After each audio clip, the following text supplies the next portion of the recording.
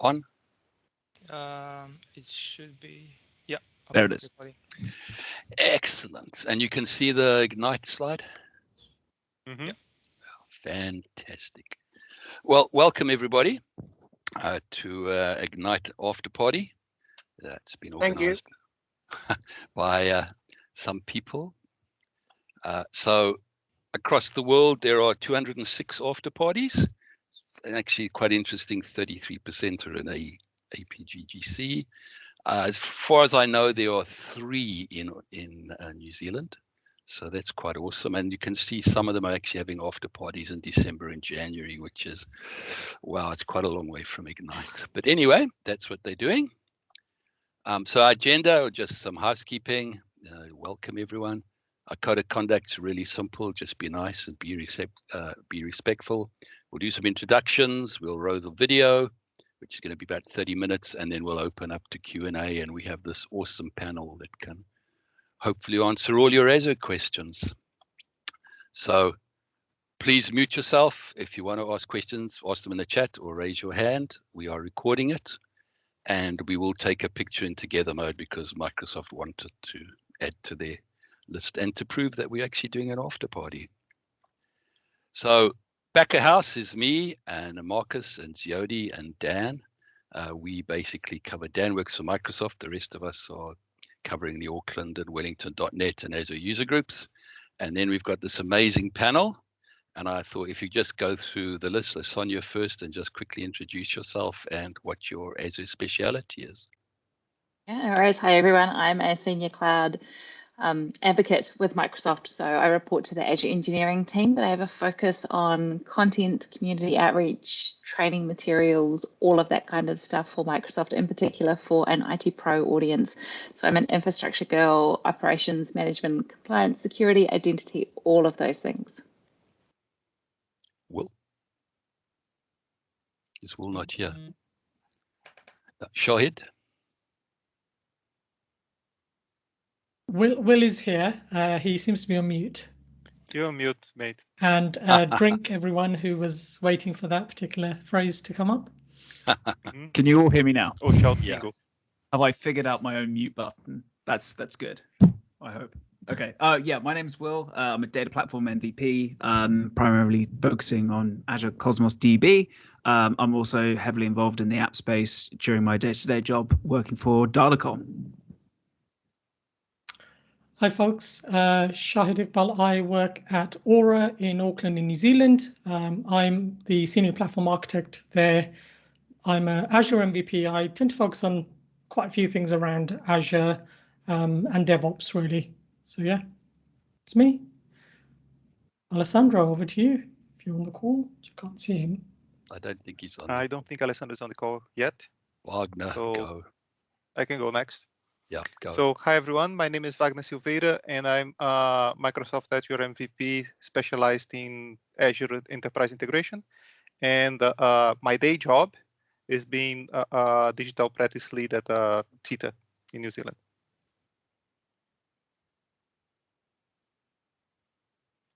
Shamin? Oh, kia ora toto. Hello, everyone. My name is Shimen Bonon, but please call me Chimes because it's a heck of a lot easier. So I'm the IoT Cloud Solution Architect based in Auckland, New Zealand, but I also look after different customers in Australia as well. So part of my role is to help customers with their onboarding into IoT, digital twins, anything related to Edge and HoloLens 2 as part of our metaverse serving. Handing it back over. James?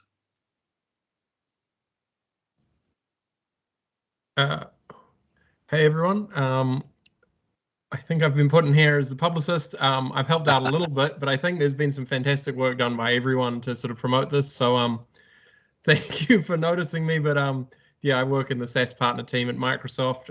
If you're working on anything to do with SaaS or ISV products, please come to us. But yeah, we really do want to help out and grow this community. So yeah, that is why I'm here, along with DSR. And is Jobin on the call? No. Yep, I am. Oh, yeah. I'm just on the camera as well. There you go. Hey everyone, I'm Xiaobin. Most people know me as David. I am a student ambassador in New Zealand. So what I do is that I run campus events to promote Microsoft and Azure. So we do workshops and stuff. And Roger is also a student ambassador with us in this meeting today. Cool, thank you. Okay, so I'm going to put these slides up and share the link, but this is a whole lot of stuff that is going to be coming up in aka.ms post Ignite. So there's a ton of stuff. Ignite will continue post up to January 2022. And there are a whole lot of learning collections that came out of Ignite in post Ignite that you can have a look at if you really want to upskill. And there's some really good stuff there. Okay, I think at this point, those people who want to be in the together mode, if you turn on your cameras, please. You don't have to be, just turn your camera off if you don't want to. Go on, people want to see more pictures. Okay, Xiaodi, do you want to turn on together mode and take a screenshot for us, please?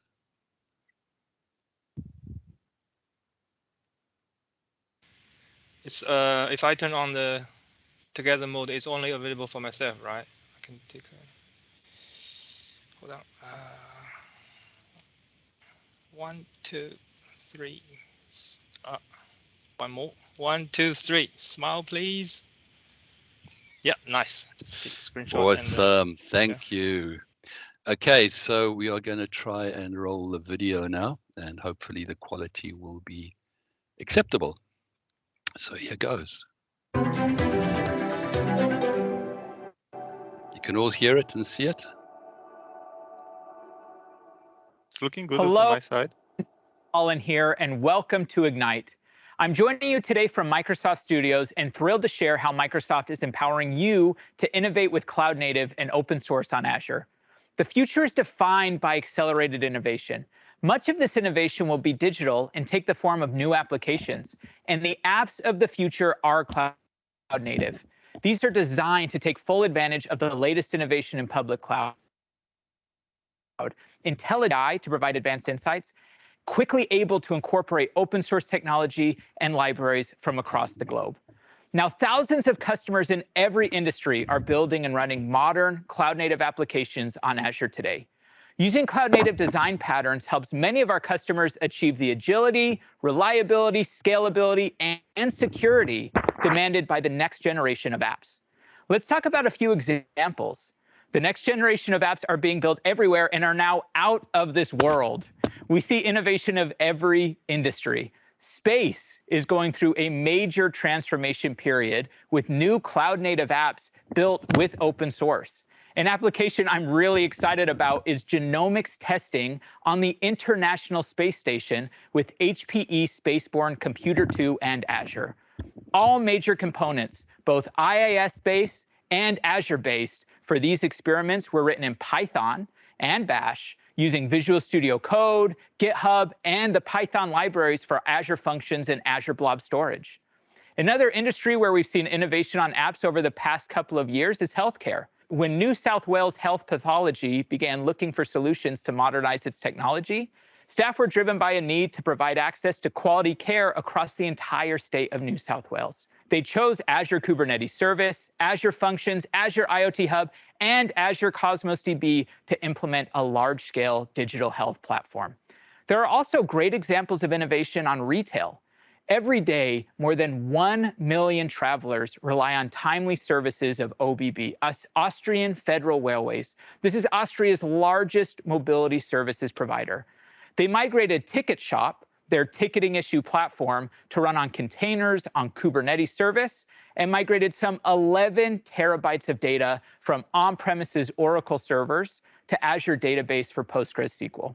This allowed them an increased degree of automation and frees up resources for operations so they can focus on DevOps rather than keeping an eye on infrastructure. Now, open source is also a key differentiator for many of our customers interested in driving digital transformation efforts that lead to better business outcomes. Based on research by McKinsey & Company, open source adoption is the biggest differentiator for top performing organizations. Organizations who are best in class on open source capabilities score 30% higher on innovation and 20% higher on developer satisfaction. Open source software is an integral part of development at Microsoft, aligned with our goal to empower all developers to be successful building any application using any language on any platform.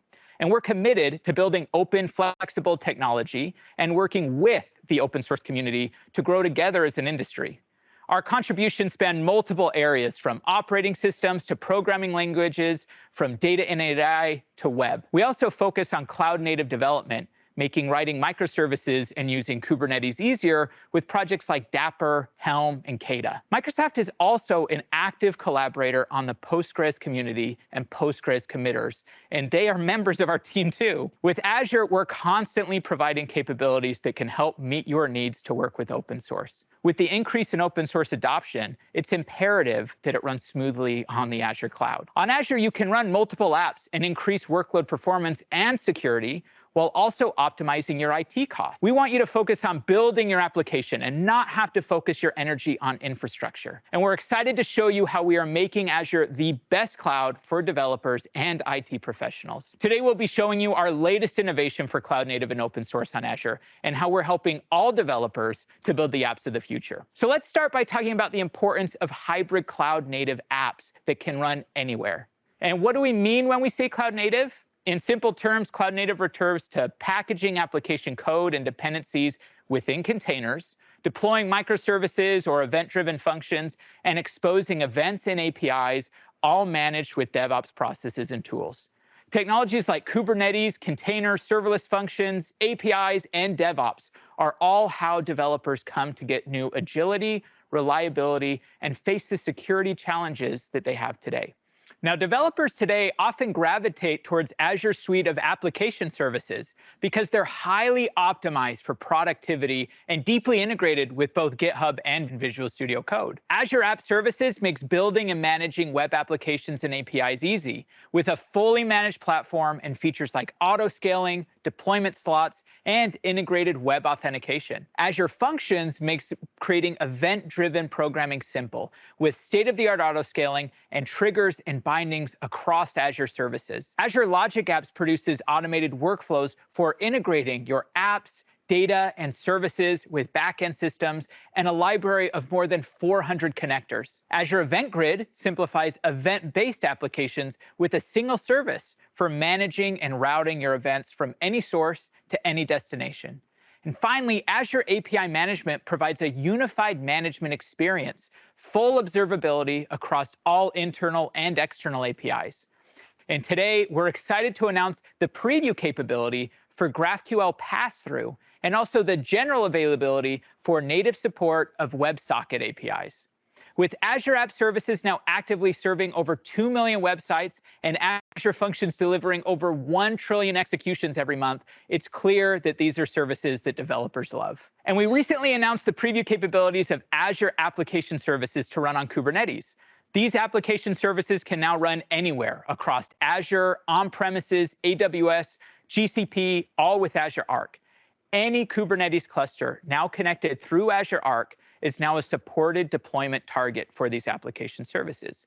With these updates, you can innovate faster by using Azure's suite of application services, all tailored to real-world application patterns, loaded with unique features, and optimized for developer productivity. And developers don't just have to choose between the productivity of Azure application services and the control of Kubernetes. You can now run those same Azure application services on top of Kubernetes. And finally, developers don't have to build and maintain custom solutions to run in non-Azure environments. You can use the same set of technologies across your hybrid and multi-cloud applications, all powered by Azure Arc. So what's enabling the multi-cloud, multi-edge vision? It's Azure Arc. Azure Arc brings cloud operations anywhere for your cloud-native applications. So first, Azure Arc helps you build cloud-native apps anywhere at scale. You can use DevOps techniques to deploy and manage Kubernetes apps with your choice of any certified Kubernetes distribution. Azure Arc also provides for you a single pane of glass, so you have central visibility through the Azure portal to help govern your applications, understand the compliance, and how the systems are working together. And finally, Azure Arc works with any CNCF conformant Kubernetes cluster so that you can bring your Azure application services anywhere to any cloud or on premises. One of the goals we have with Azure Arc is to meet you where you are with your existing investments. As a developer, you get tremendous flexibility and convenience with Azure Arc-enabled services. It doesn't matter where your applications need to run or on what infrastructure.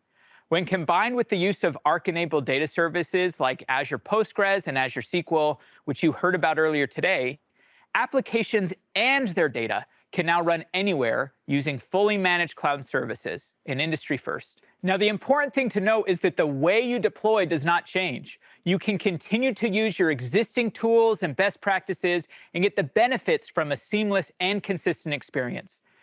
So to show you how this all works, let's see a demo now of hybrid cloud-native apps with Azure Arc. Okay, so let's take a look at how any team can build using Azure's application services, but have the flexibility to deploy it anywhere with Azure Arc. And so for this, we're going to take a simple website, but not just deploy it to the Azure cloud. We're going to deploy it to a different environment, in our case, on premises. So to start, I'm going to start the same way I would build any web app. In fact, some of you watching here today at Ignite have probably done this before. I'm here in the Azure portal. I'm going to choose to create a web app.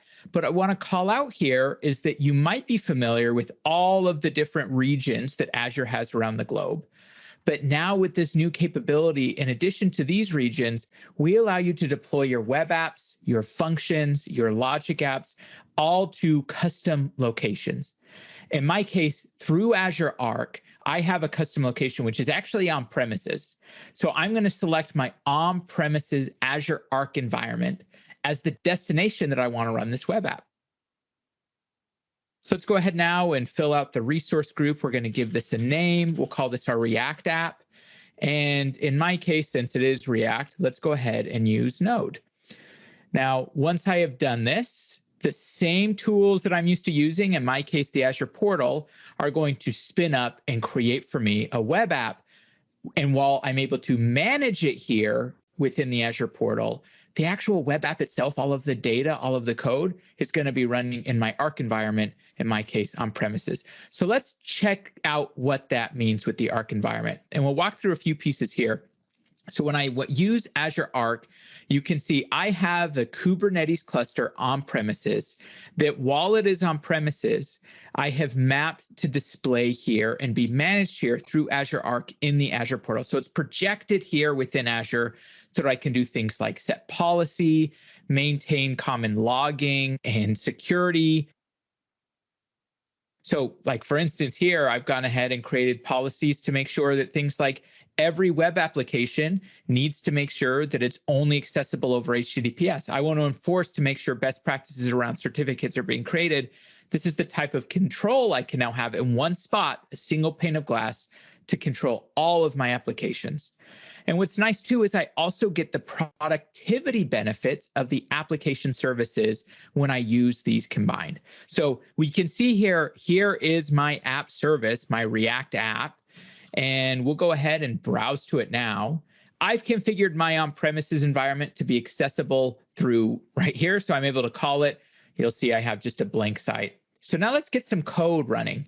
And to make this complete too, as a developer, as I'm using these capabilities, I get the same productive experience that I've come to know and love with Azure with the flexibility now to run this on premises. So here's my React app. I want to get this deployed and running on premises. When I do this in Azure, it's a simple CLI command to deploy this to my web app. And with Azure Arc, it's the exact same. So I can go ahead and run this command to deploy my website to my React app. So let's go ahead here and put in the name of our web app that we just created. And so I'm just going to say, Azure deploy to this web app that we've created. I'm using Visual Studio Code. I could be using Azure DevOps or GitHub Actions. It's now taking this code that I'm showing here. It's sticking it in a zip file and deploying it to my web app. But this is all happening securely through Azure Arc.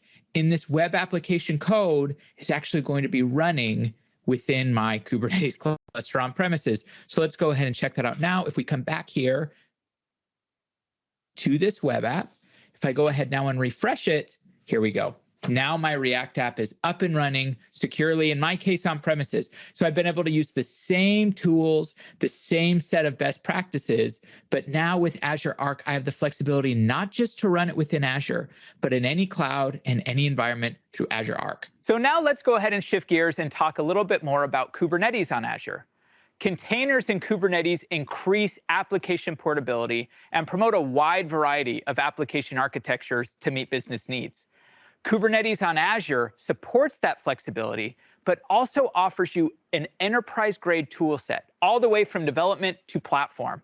For developers, you can accelerate your containerized application using our suite of end-to-end tools, including GitHub and Visual Studio Code. From a platform perspective, we offer built-in best practices for our Azure Kubernetes service, which is using industry-leading security services to provide a multi-layered security experience, adding layers of isolation across your compute resources, data, and networking. We also work closely with open source communities such as the CNCF to develop key components for building and operating your clusters, bringing our knowledge of working with enterprises back to the community. With this set of tools, services, and projects available, Kubernetes on Azure gives you the flexibility of choice to support the application architecture that will meet your business needs. And no service is more central to cloud-native practices than AKS. Many of our customers rely on Azure Kubernetes Service because it is enterprise-grade by design. AKS has built-in best practices like Azure Advisor notifications to help optimize your Kubernetes deployments with real-time and personalized recommendations. AKS features multi-layer security with FIPS-compliant agent nodes, secrets integration with Azure Key Vault, and just-in-time cluster access with Azure Active Directory. AKS increases operational efficiency with support for automatic cluster upgrades. And you also have the ability to schedule service maintenance to occur only on off-peak hours. Every day, more customers are seeing success with AKS on Azure. And this is particularly true for customers who value the deep control and rich ecosystem provided by Kubernetes. For customers who want a managed Kubernetes control plane that can run anywhere, we recently announced the general availability of AKS on Azure Stack HCI. With AKS on Azure Stack HCI, customers can easily deploy a Kubernetes cluster that is consistent with Azure Kubernetes Service, fully supported by Microsoft, and 100% compliant on the open source ecosystem. Microservices architectures have become the de facto standard for cloud-native applications, and organizations continue to grow and adopt and harness the Kubernetes platform for their application and microservices needs. But along with the rapid volume of Kubernetes adoption comes the operational complexity to maintain and secure the vast amounts of application endpoints that exist in these environments. At Ignite, we're excited to announce the general availability of the Open Service Mesh Azure Kubernetes Service add-on. Azure customers will be able to experience first-class Azure support on a fully integrated cloud-native app stack. Customers can use the service mesh capabilities from OSM integrated natively with AKS. You can manage configurations such as traffic shifting, enabling certificates and MTLS, configuring access control policies, and getting rich monitoring and debugging insights for how your applications are communicating across the different microservices. So to show you this powerful new capability, let me hand it over to Philip for an amazing demo. Okay, so in this quick demo, we'll be showing some of the most basic operations of a service mesh, which is to only allow authorized communications from services that you identify and allow to communicate to each other. And so in this demo, we already have our AKS cluster deployed along with the Open Service Mesh add-on. And we can verify that by querying the add-on profiles for Open Service Mesh, and you'll see that that comes back as true. Next, we'll deploy our test applications, our bookstore apps. We'll start off with the book buyer. Next, we'll deploy the bookstore. And finally, we'll deploy the book warehouse. Once all of those are deployed, we can go ahead and just take a look at our bookstore namespace to see everything that's deployed. And we see our bookstore is up and running. So next, let's go ahead and verify that we have communications prior to the Envoy sidecar proxy. So we'll query in on our book buyer. And then we'll go ahead and tail the logs of the book buyer.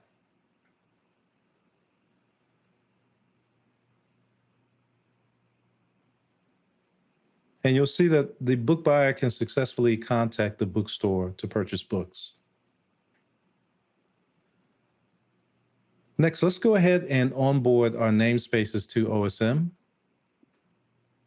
So we'll add the bookstore, the book buyer, and the book warehouse. And now that we have our namespaces configured to be managed by OSM, we simply just need to do a restart on the deployments so that we can get our Envoy sidecar proxy. You'll notice here, if we look at the pods in the book buyer, you'll see one of one, so we only have our one application container. And so we'll go ahead and restart our deployments for the book buyer, the bookstore, and our book warehouse.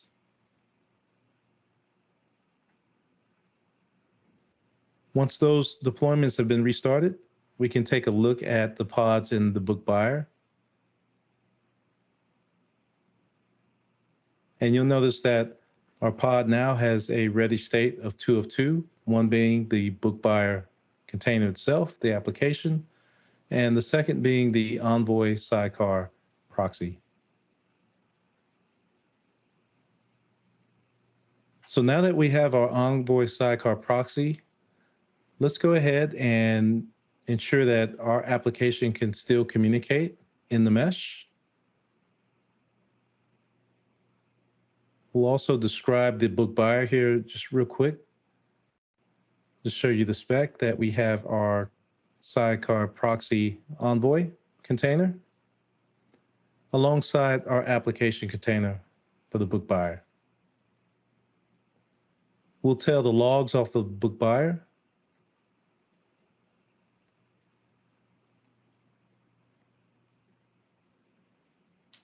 And you can see that it can still successfully speak to the bookstore going through the Envoy sidecar proxy. So next, let's go ahead and disable the permissive mode. And this is going to instruct the OSM controller to look for explicit traffic access policies to allow communication. And so you'll see that permissive mode is true. We'll go ahead and change that over to false.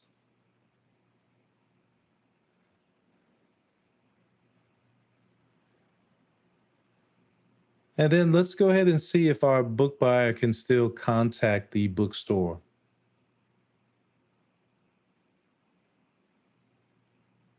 Okay, so we are getting an error message here.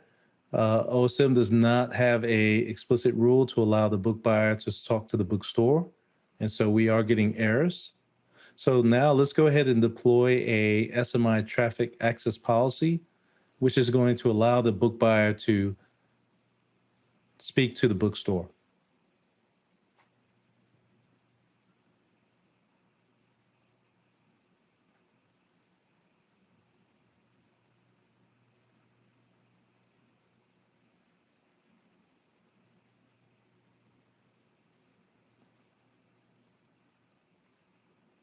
And we'll now go ahead and tail the logs again.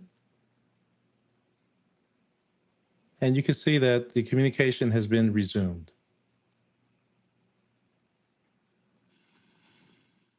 That was awesome. Thank you so much, Philip. Now at KubeCon, we recently announced support for HTTPS proxies in AKS. This allows users to control the egress from their network for security while also successfully deploying to AKS clusters.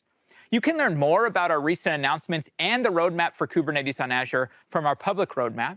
And you can learn more about the latest innovation across Kubernetes on Azure at azure.com. And finally, let's finish by discussing new updates to help you scale innovation across your teams. We want to bring the benefits of cloud native to every team and developer. With Azure, it's more than just having the tech. We're providing enterprise-grade experiences at every layer of your architecture with best practices baked into our support and product experiences. With Azure, customers receive proactive and actionable recommendations for securing resources, maintaining cluster hygiene, and increasing operational efficiency. These best practices are pulled from the thousands of customer engagements we have. We have 3,500 plus security experts who are focused on data security and offer 24/7 on-call support from Kubernetes certified experts. And we also want to partner together with the community in building great experiences. We continue to innovate with this community and have open source some of our core runtimes, such as the Azure Functions runtime and cloud native innovations like Open Service Mesh. But today, when a developer wants the benefits of containers and microservices, they may hit a steep learning curve of complexity and concepts. Teams might feel that in order to get the benefits of cloud native, their only choice is Kubernetes directly. But Kubernetes is a layer on top of infrastructure with its own set of APIs and concepts that a developer will need to understand to get their code running. This can all add complexity, cost, and impact the speed in which a team can get their services running reliably and securely in the cloud. So at Ignite, we are thrilled to announce our newest cloud-native offering, Azure Container Apps. Container Apps provides the same microservices benefits as Kubernetes, but in a fully managed and serverless platform. This provides a path for teams to build microservices without having to overcome the concept and operational overhead of targeting Kubernetes directly. Build containers based on microservices, all with just your app and your code. Container Apps is the only serverless container solution offering a combination of both built-in HTTP-based autoscaling, including scale to zero, and event-driven based autoscaling to run containers that may be processing messages from queues, streams, or databases. Container Apps supports microservices architectures built with containers using any language, framework, or runtime. Container Apps provides native access to powerful open source projects and frameworks. Teams can write code in your favorite language and even accelerate development through the built-in integration with Dapper to simplify common tasks like service discovery, publish and subscribe, managing state, and more. Container Apps provides a streamlined code-to-cloud pipeline with integration with GitHub Actions. And finally, Container Apps is built on the foundation of powerful open source technology. Behind the scenes, every container app runs securely on Azure Kubernetes Service with open source technology like Kata, Dapper, and Envoy baked in. This lets you perform modern application lifecycle tasks such as application upgrades, traffic shifting, versioning, all ready to run for your teams from the get-go. I'm thrilled to show you how this works in action, so let's go ahead now and do a quick demo. All right, so let's go ahead and take a look at Container Apps in action and see how it can help teams in building microservices faster than ever before. And what we want to build today is what I'm showing on my screen. This is a microservices solution. It's going to have a store API, which can call and get status around orders from a different microservices in that solution, and also call and get the inventory status. So let's start simple here and start with the store. So here inside of Visual Studio Code, I have a Node Express app. This is very basic. I just have a few endpoints. One, which I'm going to call to get the status order, which will eventually route to that order microservice, and also another one to be able to talk to the inventory service. Now my project is working. I've already gone ahead and created a Docker container, and I've pushed that to my registry. So now let's see how quickly I can deploy this app to run on a serverless platform. So here I'm going to open up the Azure CLI and run a CLI command for AZ container app create.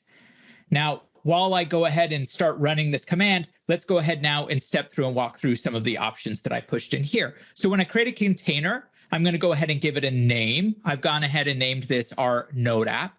I'm going to associate with an environment. An environment can be within or outside my VNet, and it can define the service boundaries of which services can talk to other services.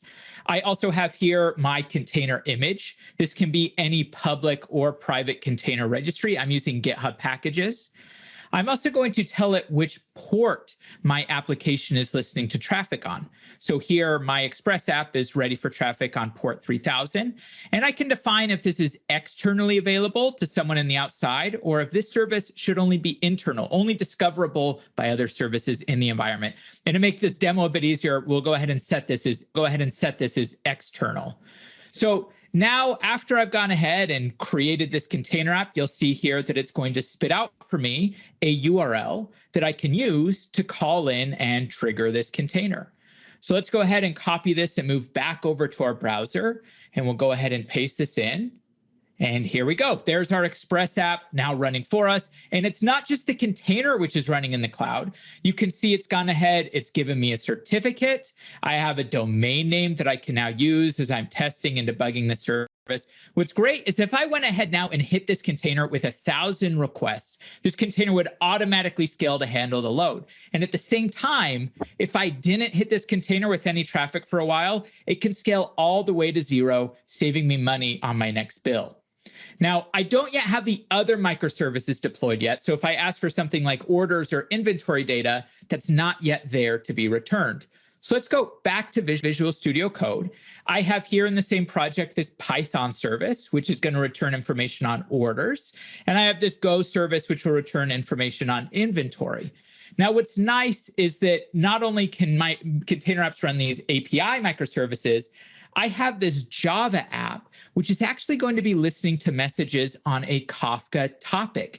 In this case, I'm using the Kafka API on Azure Event Hubs. This container will process messages from Kafka, and just like my other containers, this will automatically scale on container apps. So if there are thousands of messages on that topic, it will scale to handle the load. And if that topic is empty, it will scale all the way to 0. So I can have different types of microservices as well. Now, I want to go ahead and show you how I'm actually securely calling things like that order microservice. So let's come here to the code in my store API of how I'm calling the service to actually give me best practices built in. And I'm going to do that by integrating with Dapper, which is built into any container app where I enable the Dapper feature. So here, instead of just calling the order service directly, I've actually written my code that's going to send this traffic to the Dapper sidecar. And the Dapper sidecar will then pass it on to the order service that I've defined here. Now, the reason that I'm using Dapper here is because just by routing my traffic through to Dapper, Dapper's going to give me a bunch of stuff. It's going to securely call this other microservice by managing MTLS for me. It will also make my process more resilient because if there are transient failures, Dapper can automatically retry. And Dapper's also going to add a bunch of rich telemetry, so I'll get a better view of how my microservices are talking and communicating with each other. So I have this built-in open source library support that I can turn on for any app that I want to securely call this other service. Now, I could go through the Azure CLI to deploy the rest of my services as I've shown here, but I likely want to go use something like CI/CD and best practices.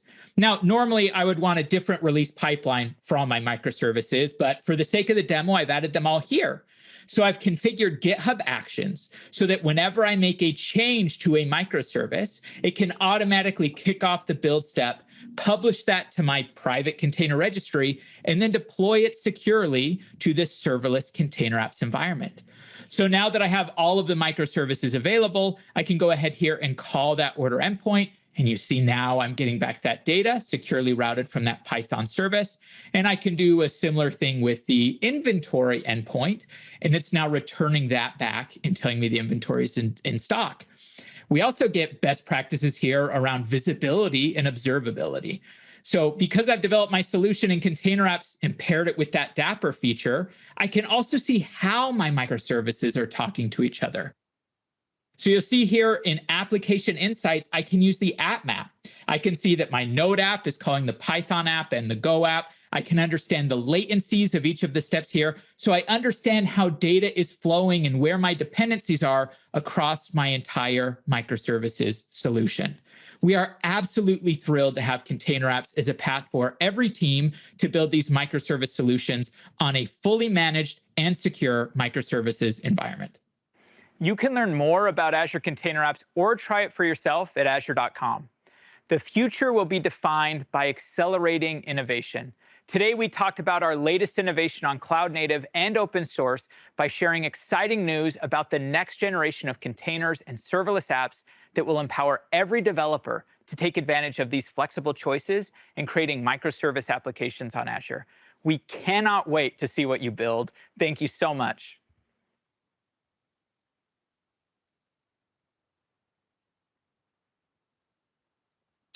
Okay, I'm going to stop sharing now. Wow. There was some amazing stuff there. I don't pretend I understood all of it. Right, so have we got any questions?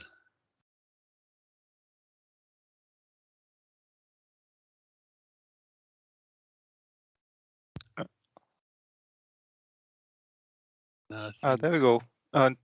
Xiaodi, you could answer that one, open the microphone and answer that one. I think that Sonia had a really good question. So what actually is Dapper, right? Yeah, You can go for it. I can. Just to make a summary about Dapper. Dapper is, from my understanding, probably not very accurate, but I think it's kind of abstract layer between our applications and the cloud providers. For example, like one scenario could be like for a solution, probably we need to integrate the DynamoDB or Cosmos DB. So they're from different providers and totally different SDKs. But let's say if we develop an application, we need to integrate the Cosmos DB SDK and maybe DynamoDB SDK, blah, blah. But the thing is, if we use Dapper, it's like an abstraction layer. So we just develop our application targeting Dapper, then Dapper can communicate with the other providers. So that means we can save lots of cost.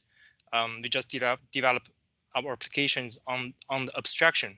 We don't need to talk to the cloud native service directly. So that's just my understand. Maybe not accurate. If the other experts here have other ideas, we can just talk about that. But that's a really, really awesome thing. I think it's open source and it supports lots of different components from Azure or AWS or any other languages or platforms. So that's really cool project. I really enjoy that. I was planning to have a session in the Cloud Natives Wellington Cloud Native Summit at the end of the year, but unfortunately, the summit was delayed to next year. So probably we can talk about that next year. Yeah. Yeah, I think it's a really good explanation there, Xiaodi. Coming from an integration background, one thing that we used a lot is connectors, right? We have like that abstract all that having to do all the plumbing. That is the hard part of deployment, right? What we like to do is solve the problem, but then 3/4 what we do is go and connect to that database and then have you write the code of all that kind of things. Seems like what Dapper gives us is the ability to write the right component, slotting the connectors or the sidecars, and you're good to go. So that speeds up development a lot.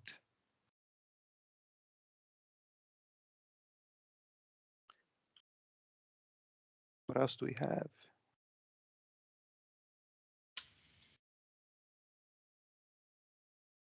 Yeah.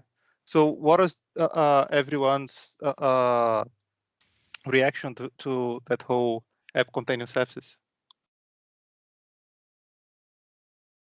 Show of hands who would be using it straight away if they could.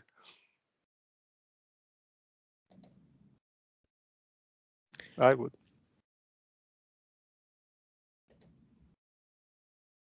Yeah.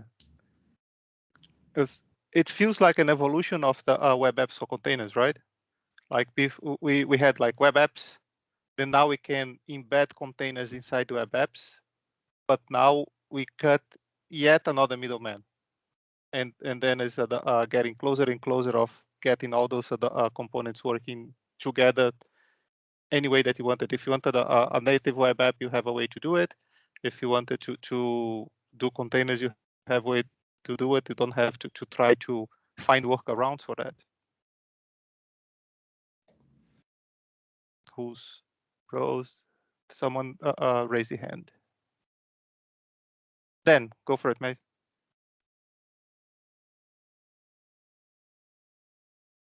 Sorry, no, Wagner, I was actually raising my hand in response to your previous question. I wasn't raising your hand, but it's Teams is being a little bit delayed, so ignore me. I was trying to respond.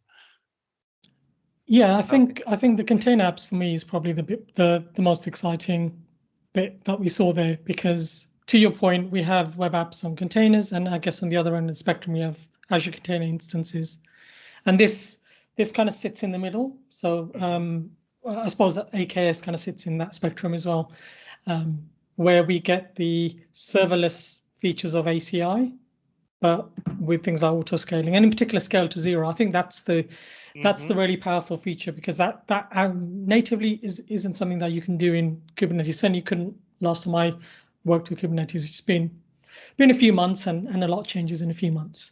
So that's certainly something that I was very keen to see, and already starting to look at. I'd love them to have expanded the region availability for the preview to beyond just, I think it's in EST US 2, I think. I'd love to see in this part of the world. Yeah, but that doesn't stop us playing around with it, but it'd just be good to get it closer. Yeah, so there was a question I just saw from Ahmed about, so there seems to be a lot of mention of GitHub Actions. What are your thoughts, and how does GitHub compare to Azure DevOps? Is that a fair comparison? Now, who wants to take that one? They have a hot potato.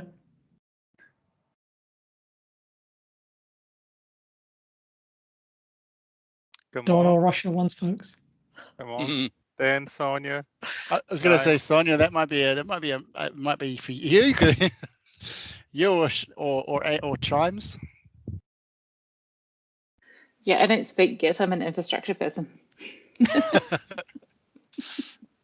I don't do DevOps. I'm not a jack of all trades. Leave me alone. Come on, Ben. You have a lot of experience on ADO. Yeah, I can comment on this, I think, because I've done both. So I think GitHub Actions has some feature gaps compared to Azure DevOps at the moment, in particular around the release pipelines and things like approvals. Approvals are now in GitHub Actions, but they're still fairly basic. So there's I think the Azure DevOps releases and pipelines are a lot more mature on that front. But obviously GitHub Actions is, if your code is in GitHub, then GitHub Actions is obviously just feels slightly more seamless. Not that there's a huge friction, I would argue, having had code in GitHub and then using Azure for doing builds and releases as well. But yeah, that would be my comment on that. If you're already on one or the other, then I think it's difficult to justify necessarily making a big switch all in one go. But yeah.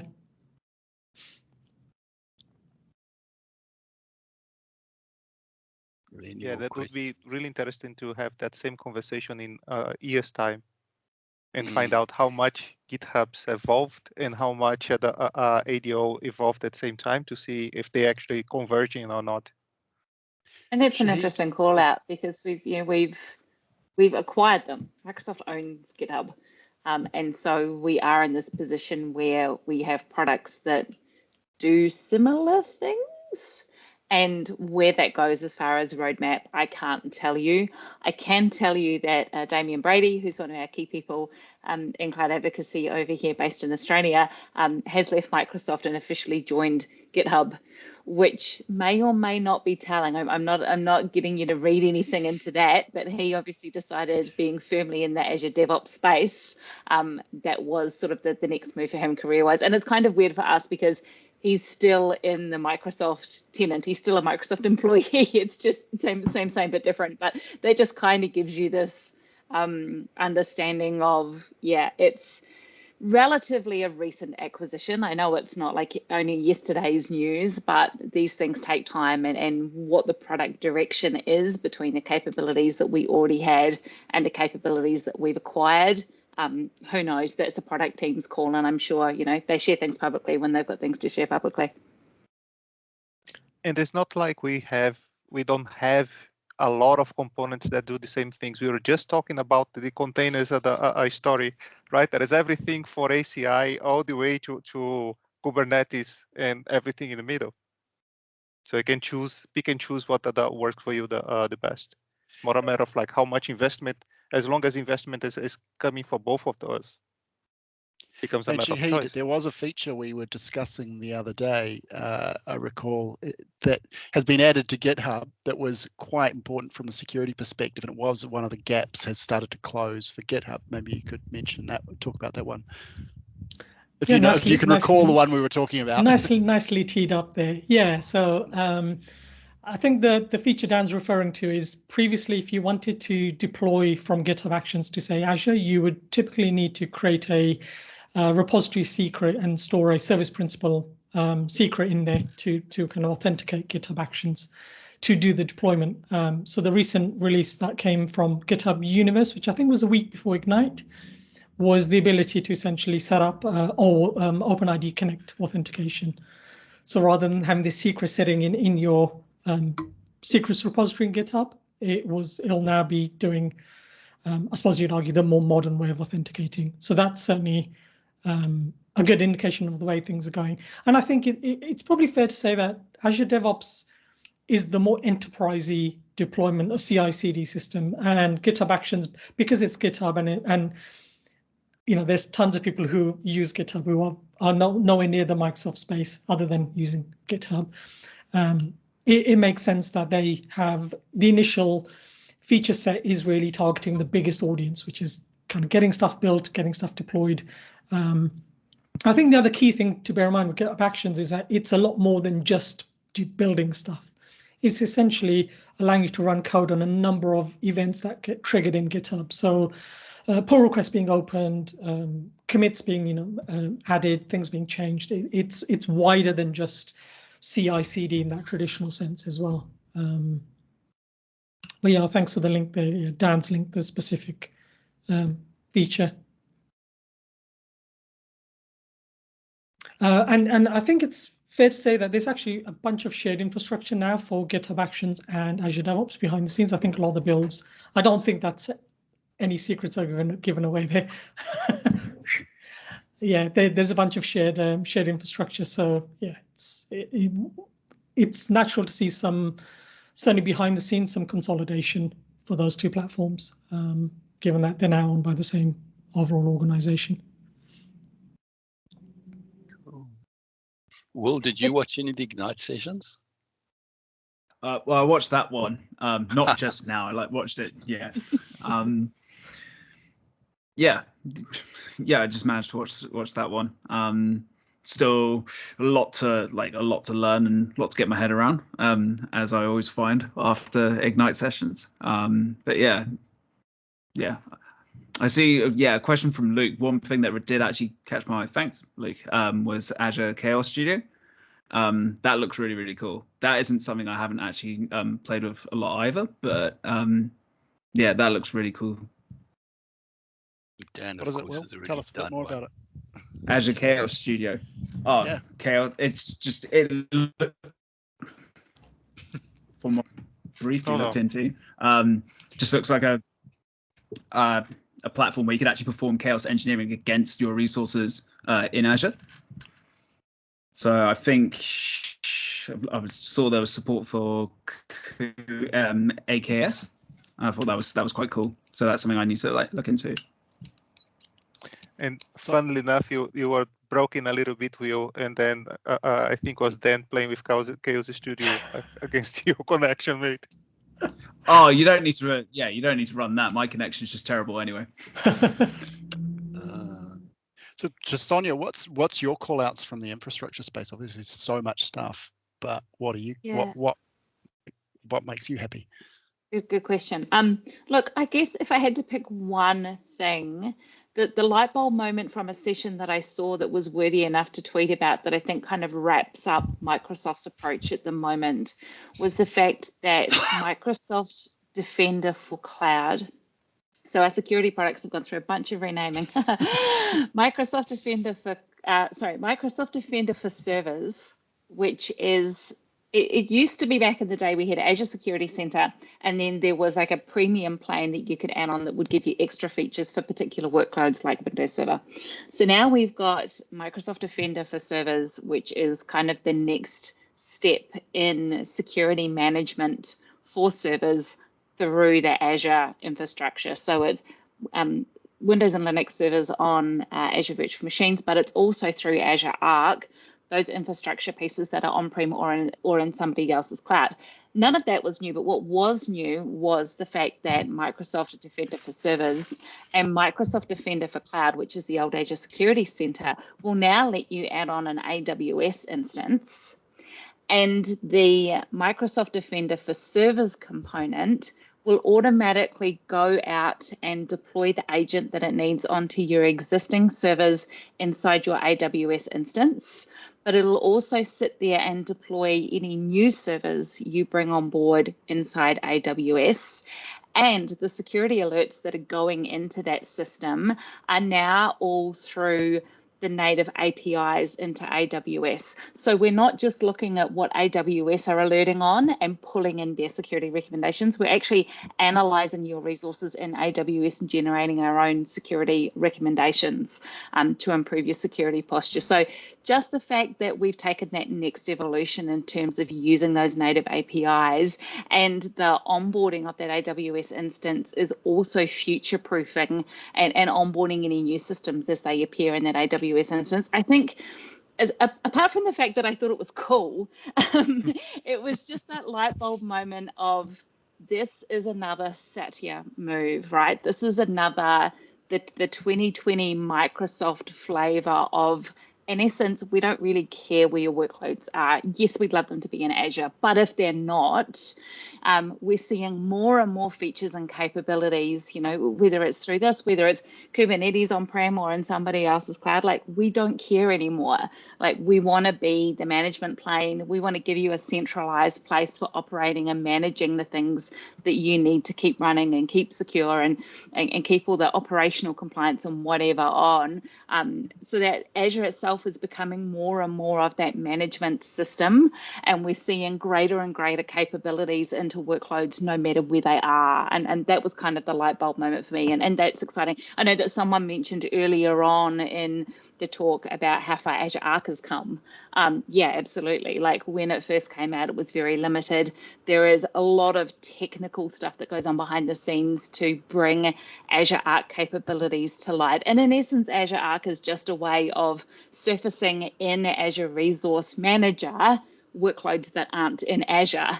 And it sounds like a really simple thing, but it's actually pretty complex under the covers. So we certainly are seeing the features and the capabilities of that grow and be able to support different workloads in different environments. So that was kind of the standout for me. I think that is a sort of a shining moment on where Microsoft is going and will continue to go in the future. And I think that's great for all of our customers. Super cool.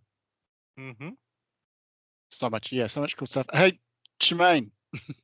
Yeah, your turn now. IoT. I've been nagging Shemaine about IoT. This is an infra call. Why am I here? All right. So we've actually had a couple of few updates, but one of many updates in particular that I found enjoyable is an update that we had to Azure Digital Twins and the Epic Gaming team at Microsoft. So two favorite things put together. What do you get? Yeah. A new interface to be able to build 3D visualizations without having to go to third parties. So I'll just chuck it into the window. You might have, if you haven't noticed, Azure Digital Twins has only been 1 year old. It's actually had its 1 year birthday today. And so what they announced at Ignite is that they started working with Unreal Engine and Pixel Streamings to build out a new interface to be able to create a UI for, to be able to do build different types of applications that's more easily and readily available for POCs or POVs. So that's something that came out recently. The other one is the announcement, the wide announcement of Azure Percept kits. While it's not yet available in New Zealand, it's still being certified. It is available in the Americas, and if you wanted to play, if you're doing having a proof of concept that you like to try out, I do have a dev kit we could potentially lend out to you. I can show you. I'll just hand out the link on the call to where that is, so you can find out a little bit more about it. What is Percept? So Azure Percept is it's a hardware, and it's both a hardware and software application. So, and it has Azure Cognitive Services and machine learning built in at the edge. So it's also, you can do with the dev kit, you can also have audio functionality, but also speech and image recognition as well. So it's one of those ready to go devices to do for POCs, but it's not so much for production workloads. It's really more so to test out if the theory works or if there's any value in something. And it's natively built to Azure. So those two key pieces are. You want me to share my screen? You have one, right? You have Pleasure. a Percept sitting there, Yeah, don't you can share a screen. I hope you got a really big screen. I'm working with a 39-incher. Oh. But you've got a Percept, right? You've got one. Yeah, I left it in my apartment, you know, because we're in lockdown in Auckland. I just sort of grabbed my cat, grabbed my bag.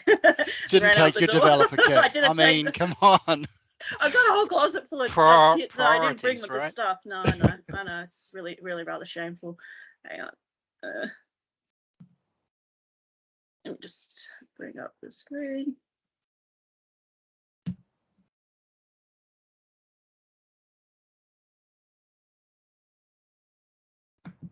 Do I need to zoom in, or are you good?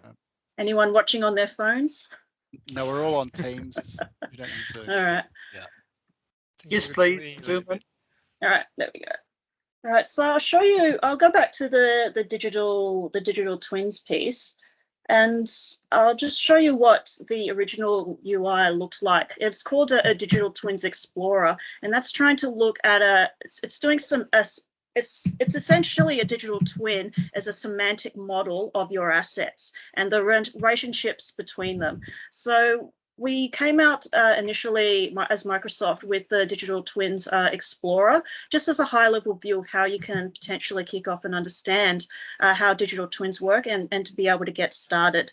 From there on, what we've done is we've teamed up with Pixel's streaming and Unreal Engine, and I think I've put the link in here as well, to be able to build out another UI application where you can, where is it? I've got some new links open, be able to model spaces or different devices or buildings in this UI, which was previously wasn't available in the Digital Twins Explorer, and by having this, it means you don't have to go to a large partner like a Bentley or a Willow, as an example, on their iTwin or their Willow twin, to be able to build out a POC. You can get a handle of the concepts of what a digital twin means to you, and build out in your own space before going for the larger third-party providers that have those custom solutions for your use case.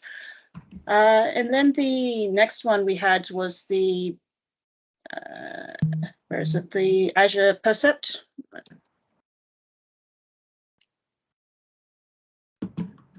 Which is our edge computing device that has both software and AI edge computing solution for vision and sound. So if you haven't heard of it, we've actually got what's called a device catalog, where you can find Azure certified devices that connect natively to Azure. They won't just be Microsoft devices, they are also third party as well. So I'll chuck this into the window.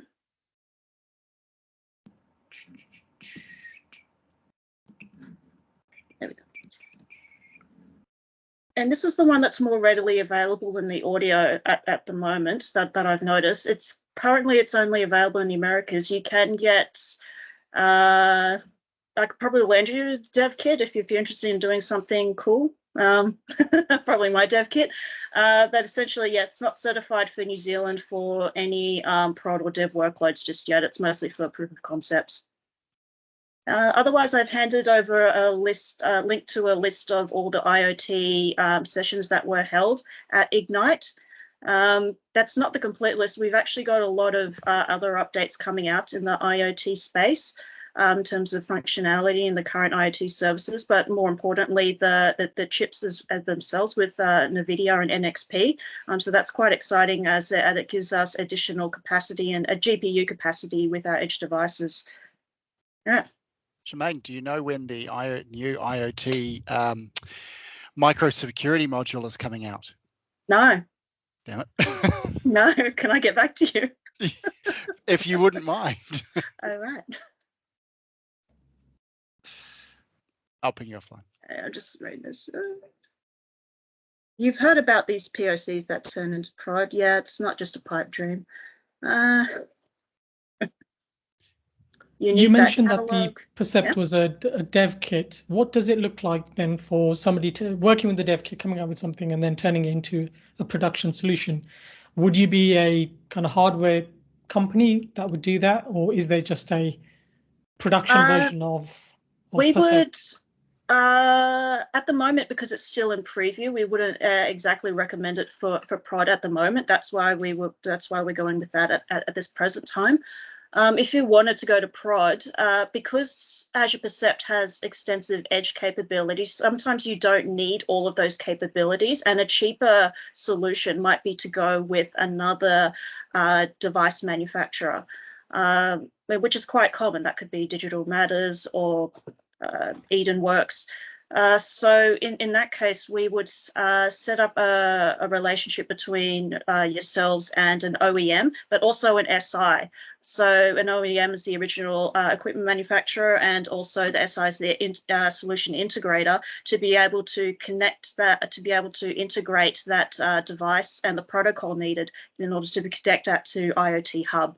If it has a unique protocol that does not get recognized by IoT Hub, then perhaps you might need to use a broker such as Tardabit IoT Bridge or the OPC publisher as an example.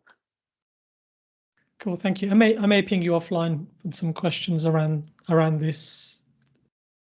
You can try. I'm joking. Yes, it's fine. Yeah. Come on, Shemaine. We walk with. What? Or I was going to say, I will. Yeah, I'll ping offline as well. I'm going on leave tomorrow. Oh, okay. That explains. The best you can try after 30 days or so. Actually, 40, because then you get into Christmas. Hey, there was a question in the chat around the use of data services in Kubernetes. I know Will and I think Shahid were talking. Oh, Will, you were talking about it. Could you provide a little bit of insight into that and running data services like SQL Server inside a Kubernetes cluster? Like I mentioned, it's not something I've done myself, so I can't give too much insight into that. Yeah. Anyone else? I say avoid it if you can help it.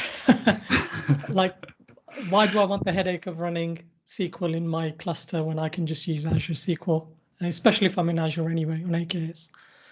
Keeping your cluster as stateless as possible is going to make your life so much easier. Yeah. I do appreciate there are cases when that isn't possible.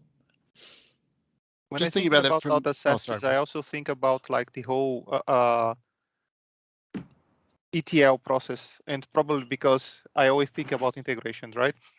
So I end up thinking about ETL, and if you needed to transform data or do things like that, and you don't have you already have the infrastructure there, or you find components, that might be a place where AKS might be helpful for you. If you have like the containers with the process that you needed to help on that ETL, and you just put an orchestration on the place, then maybe that's one of the uses. But I agree, it's kind of more a fringe use than what we see on app development. That is like really front and center most of the time. Sonia, what do you see this from an infrastructure perspective? People running Azure Arc, managing infrastructure on-prem, say a Kubernetes cluster, and then pushing a SQL Server into it. Is that a scenario you're seeing? Okay, I thought it might be, but no. Okay. No, look, those containerized workloads, even on-prem very much are for the stateless custom apps. I'm just trying to think about some other random weird use cases that I've seen, but no, it's mainly your custom development stuff. Mm-hmm. I do see Especially it. You do see it because of occasionally for Mongo and things like that, but even then you still have to manage the storage outside the cluster. So anyway. Yeah, because that's what I was thinking. It's like the main problem with any kind of data repository is actually the data repository. And that is going to be really hard to keep it inside the cluster. We'd have to mount it somewhere else. Data has gravity, I think, is the phrase people use, and that can be a challenge. I think to your point about the ETL pipelines, that is probably if the data is transiently stored in a SQL database in your cluster as it's going through some kind of pipeline, then that's probably fine. And of course, with SQL Server on Linux can run in a container. We use that at Aura. We use SQL Server on local machines in Docker containers for the local development environment.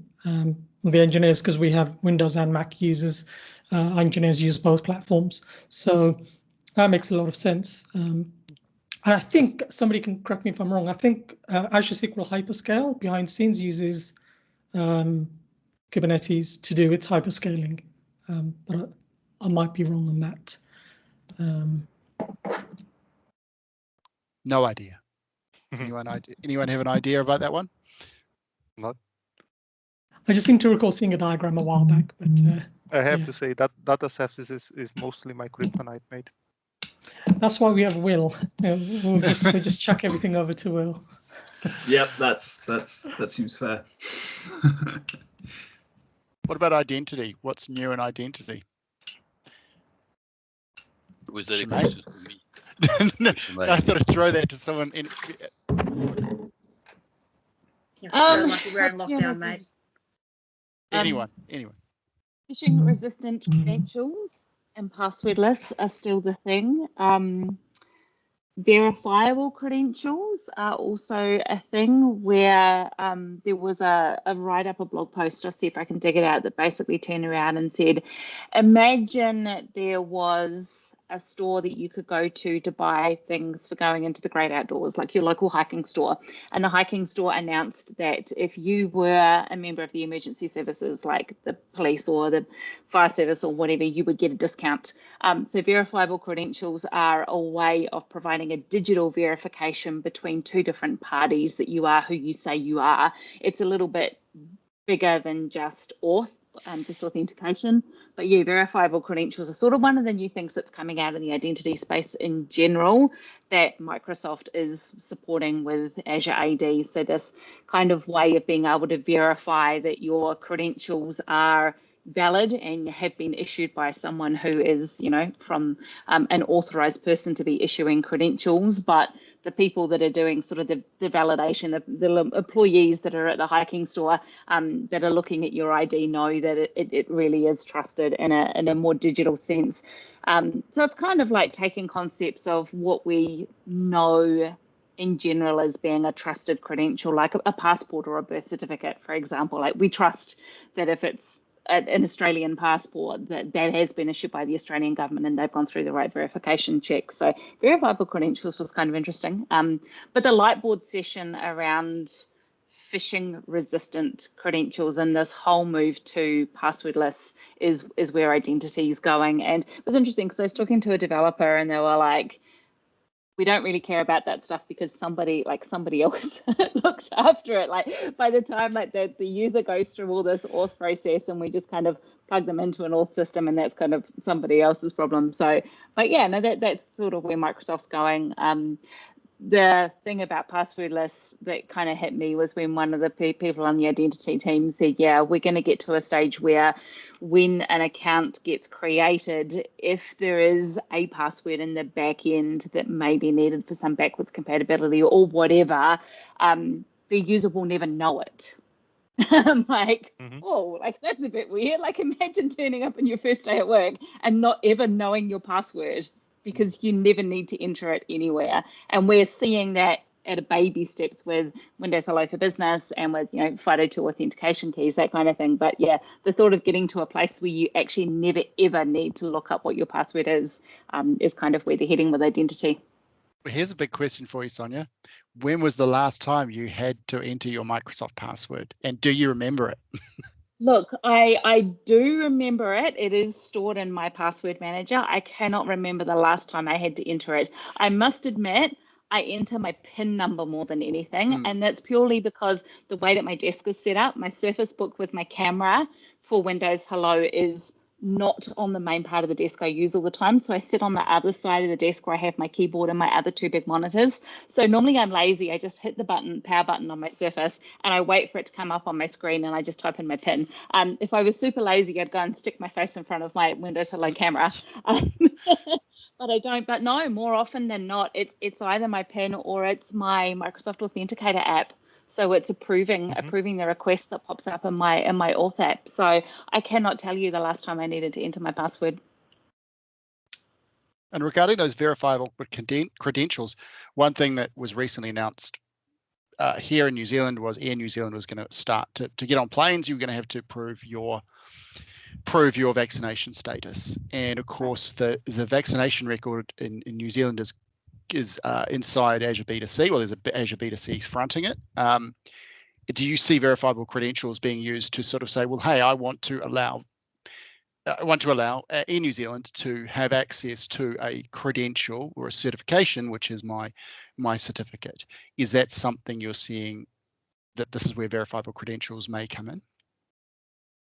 Look, it's certainly a use case. I think now we start to get into conversations about, well, not so much ethics, but privacy in terms of who's allowed to share and access this kind of data. And it's interesting because it goes back to once upon a time, my husband used to work for the IRD in New Zealand in the revenue department, the tax department. And one of his roles was information sharing. And so there was these interesting things about you could go after someone for not paying tax on their drug dealing income, but you couldn't tell the police that they were dealing drugs because so this kind of sharing of information thing leads us into some interesting ethical questions, especially when governments are concerned. So I don't think we've got an official position on that, but I can see where you're going. And the link that I've just put in there talks about the government of Flanders, whoever they are in the US, and what they're doing with citizenship and banking and verifiable credentials. So go check out the link I popped in the chat.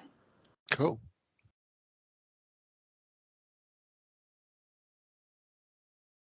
What else? We have another 6 minutes for not having any questions to having only 6 minutes to go for the finish the meeting. We come a long way. There is one question from Ahmed. What are your guys' thoughts about the metaverse? Can I just give my 2 cents worth on that? Go on, David. How is that different compared to Second Life?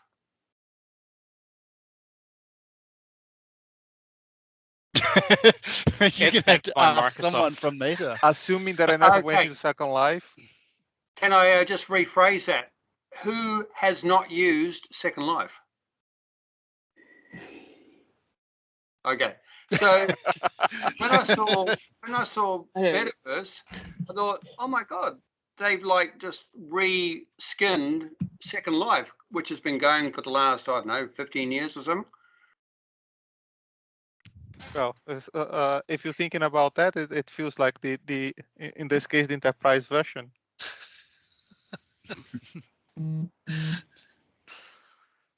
Are we talking about metaverse, or are we talking about that Facebook thing?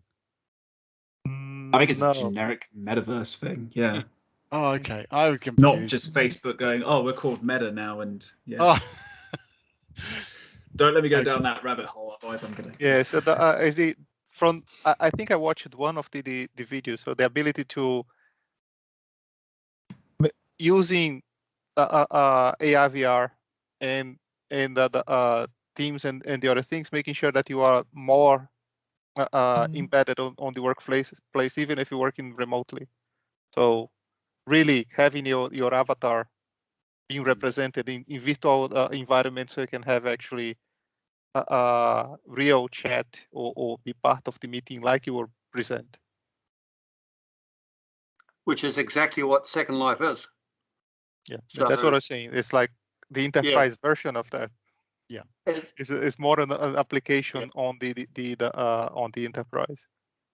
If for example it was compartmentalized so that you could use it individually via company or change companies like you would with Teams, because the experience, I guess, is that one step closer to getting 3D visualization, which, you know, I feel it's not that far away. I'm certain it is compartmentalized. It wouldn't allow, you know, you to randomly walk around. I'm sure most organizations want to be able to contain their metaverse or whatever it is. With taking my Microsoft hat off for a second, I just look at the metaverse stuff and go, who asked you for it? Like, it feels like all the citizens of the world are going, okay, we have some issues at the moment with the planet, with hybrid working, with a pandemic, with all of this stuff that we'd really like you to solve. And then the tech companies all got together and went, we need to launch holograms. I'll tell you who asked for that offline, Sonia, if you really want. It wasn't me. It's all Star Wars' fault. Ready Player One. It's all Star Wars' fault with that first the Princess Leia asking help of a Ben-Kenobi. It's the only thing I can say. There were a few businesses in New Zealand that asked for it before it became announced as Metaverse, but essentially it's the culmination of all three Microsoft clouds. You got Dynamics, Modern Work, and Azure all together. And with the lockdowns, they want to have a more hyper-connected business. So they thought, all right, let's have some avatars. You know, get the young people in. Then yeah, everyone seemed to be really onto it. That kind of leads into Microsoft Loop. So that was another announcement. And Microsoft Loop is interesting from an app dev perspective about pulling together data sources from different systems to surface them in other places. Microsoft Loop was kind of that's like I can see the business case and the justification and how that would help.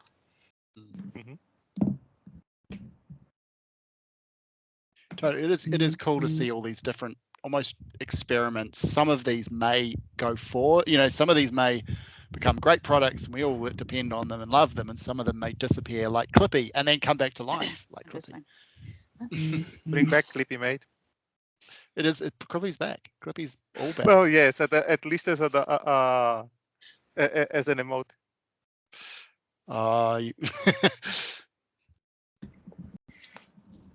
So who else has got anyone else got any questions, comments, thoughts on what was exciting? What did you hope to see but you didn't?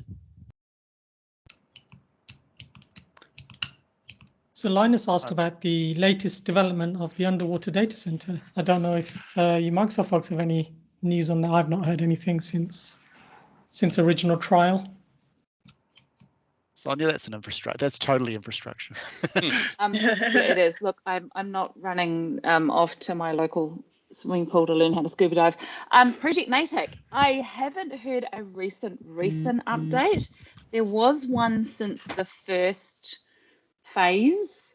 I'm just trying to see if I can bring up some information because they are in phase 2 with Project Natick, and I have found some info on it. So let me link up in that. One of the biggest findings from that was how much longer hardware lasts when you suck all the air out of the data center.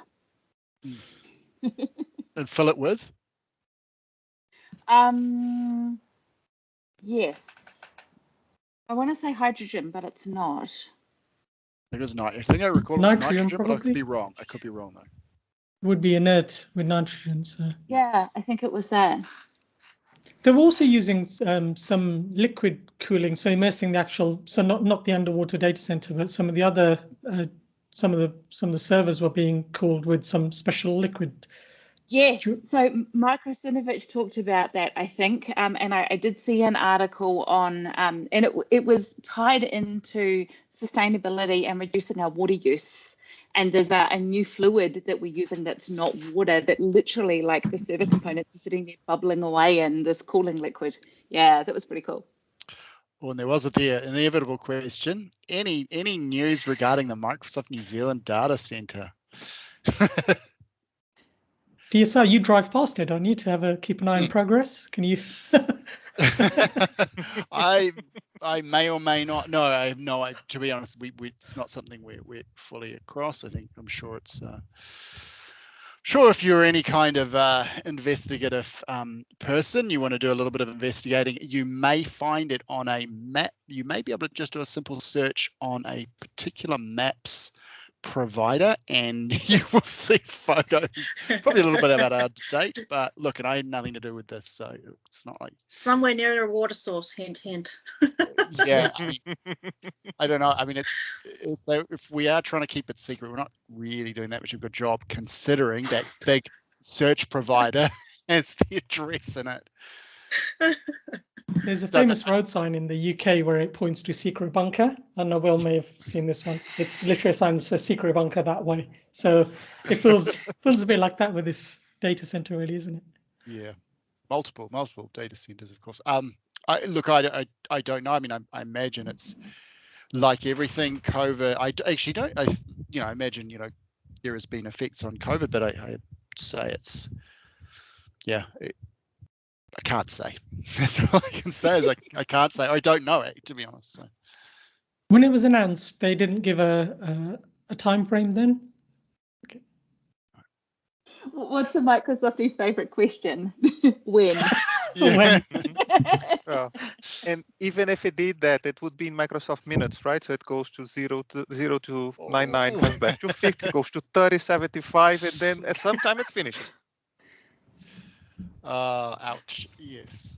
But that is the big question, and everyone's sort of really keen to see that region come in. Where the what is it? What have we decided? New Zealand North, is that what it's called? The region? I think so. Seen on the I was going to say it's on the map. Sites, but if you look on the Azure regions map, you can see it there. It's got a little dotted line saying it's New coming. Zealand exists now. New Zealand exists. Before that, we didn't. It has to be on maps now. Yeah. Obviously, it will be an availability zone, and there will be the data centers to support that. But that's all public knowledge. So. Any other thoughts, questions, observations? Cosmos, there was some announcements in Cosmos. I think maybe only Will and I really excited by that. But finally, we got partial document updates. Yeah.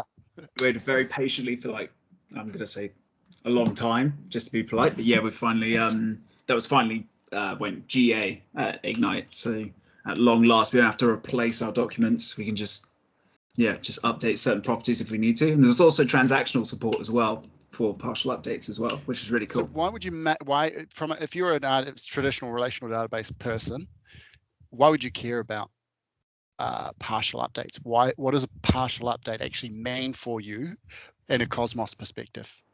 It means you don't have to replace the entire document. That's so rather than which reduces the amount of request units that you have to spend. So it's not, when I was hearing about this in the product group, hush meetings, it's not like a massive change, but it's enough to make an impact. So you get more value for your request units, right? You can have more requests going through your system without paying more. Yeah. Well, just to compare it to SQL, so I think what you're saying is in the past you would have had to update the whole row in the table if you were doing this if this was SQL, and now you can update individual columns. Is that a fair comparison with what partial updates bring you? Yeah, it's a fair comparison. Peter's asked a question about asking as a non-developer, what do developers here think about GitHub code spaces and vscode.dev? I've talked a lot during this session, so I'm going to shut up for a few minutes and let somebody else speak. Come on, you know the answer for that one. Go for it, mate. It's 7:35. I'm a big fan. I think GitHub code spaces has a lot of really powerful benefits. The key one, I think, is getting developers up and running. really quickly. So the traditional way of doing this was you create a Word document, which rapidly goes out of date, that shows developers exactly everything they need to install on their machines before they can get started doing some development. And now you can essentially just point them to a GitHub workspace, and all the dependencies they need are all running there. So you can be productive almost immediately. I think the other real kind of potential benefit here is if you work with external folks, contractors, kind of not necessarily wanting to give them full access to all your source code might be a good thing. And again, having the ability for them to essentially run in a VM if you like, but without the downsides of a VM are really quite powerful. VS Code Dev I love, and actually even GitHub, pressing dot on github.com, taking you to essentially an embedded VS Code. We're starting to use that a lot on PR reviews, for example. So the traditional GitHub view, diff view is a little bit basic, and sometimes you need the wider context, and just hitting dot in a PR review and it opening essentially embedded VS Code and being able to then browse the whole file is really, really fantastic as well. And then the VS Code Dev opens so quick. I mean, quicker than me running my local VS Code. Maybe got too many extensions locally, but if you want to quickly try something, it may be quicker just to, especially if you've got a macro key, or I've got like a little Stream Deck with shortcuts on there. Just, it's so quick. Sonia mentioned verifiable credentials, and I have been frantically trying to find this demo, which I have found. It's about 3 or 4 minutes long. Would you like to see it? If you're interested in verifiable credentials. Yeah. Okay, let's just have a look. Go for it. Go for it. Can you all see the screen? Yep. Welcome, Woodgrove. Thank you. Yeah. So basically, this is where you go to Woodgrove because you maybe want to start work for them. So you know what's happening. And you upload your government issued ID, verifying your information. Come on. It's complete. Scan your QR code. And now what's happened to the demo?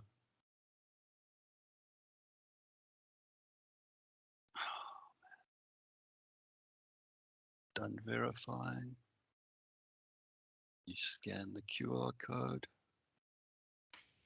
Don't know why it's running so slowly. Oh, it's not working. Why is it not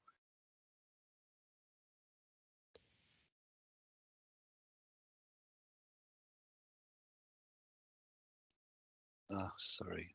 So, Rory, what is going on with this? What is the process that you're actually demonstrating, that this is demonstrating here? So the idea is that you own your own identity. So it's not sitting in Azure AD or in Ping or in Auth0 or anything like that. It's basically sitting on the blockchain, and you use your authenticator app. So if you join Woodgrove, you give them some stuff, and then in your authenticator app, you see a little card. Right, so that card proves that you work for Woodgrove. And if you go to a store that gives discounts to Woodgrove employees, when you basically go and say, I'm a Woodgrove employee, then they have this thing that pops up the code, and then you scan it, and then it says, which identity do you want to use to give to the store? And you click the Woodgrove card that you've got, because you've got all these cards, and then that tells the store that you work for Woodgrove, and then you get the discount. So you don't need to have flyby cards, and you don't need to have all that stuff. You've just got a set of digital cards on the authenticator app. So, and you can just, in the same way as you go into, Noel Leeming, and you say, here's my flyby card. Imagine all that is digital. So you just have. That would be nice. Yeah, you just got this authenticator app, and you say flyby, and they say you scan it, which identity you want to pass. You click the flyby one, sweet, done. It's all there. And if you're sick of flybys, you don't want to use it, you just delete the flyby card from your app, and then it's gone. And it's all sitting on the blockchain. So there's no kind of, you can't really be hacked in a sense that you can't get into an identity provider and get passwords and things because there aren't any. And who provides that particular blockchain? Obviously, there's lots of different blockchain platforms and providers. Is it something that Microsoft provides? Is it something you run yourself? Yeah, so there's a standard for the infrastructure that sits on top of VCs, and Microsoft have got an implementation of that. And then, so they've got bits and pieces of Azure AD and Azure AD B2C that hook into that you can basically use that to run. So when are we going to throw out all our cards? I think it's very, very early days. So is that like using the Authenticator app, but you have a barcode? Yeah, except it looks like a little card. If you can imagine flyby cards and all of those in a little stack on your Authenticator app. That's but what it's it looks like. Digital, so Yeah, almost like having the COVID app. Yeah, so I think Sonia was mentioning that the COVID app could use that. Maybe it's early days for that. There are some companies in New Zealand that are actually using it, verifiable credentials. And I've seen it used. I know there's some companies that are working on. So you go and get your forklift drive license, right? You become a certified forklift driver. Yeah. You'll be provided with a digital certificate that you're a certified forklift driver, and that will be attached to your identity on the blockchain. And you can then grant permission. You go get employed by a company that needs forklift drivers, and you present them, grant them access to read your digital certificate for forklift driving. So I guess there's a lot of different use cases, and it does start to empower the person who owns the identity to own the identity rather than, the forklift driving school, they own the information, and rather than me as the person who's certified. So that kind of does hopefully change some of these concept around who owns the who owns your identity and the things attached to it. It's like imagine cases where you needed to provide all that information. So you go through a process and you say you need to provide where is your certificate, and that certificate has to be validated by someone else. And like I was thinking now, teaching the teachers that has to go through like updates every year, that I did this course and that kind of stuff. Usually the process to revalidate your credentials is you put all of that there, and then the teaching council or whatever has to go and validate that with the third party that provided the thing. So confirm that everything is okay. As you say now, here it is verifiable, but it's with me all the time. As soon as I provide to you, you already accept. So would speed up a whole lot of those types of process.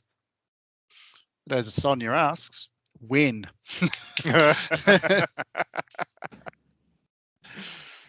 There is the theme for I think there's a bit of an add-on on that, which is the key bit. I think the bit I'm quite excited by is that you can validate something without actually divulging the information itself.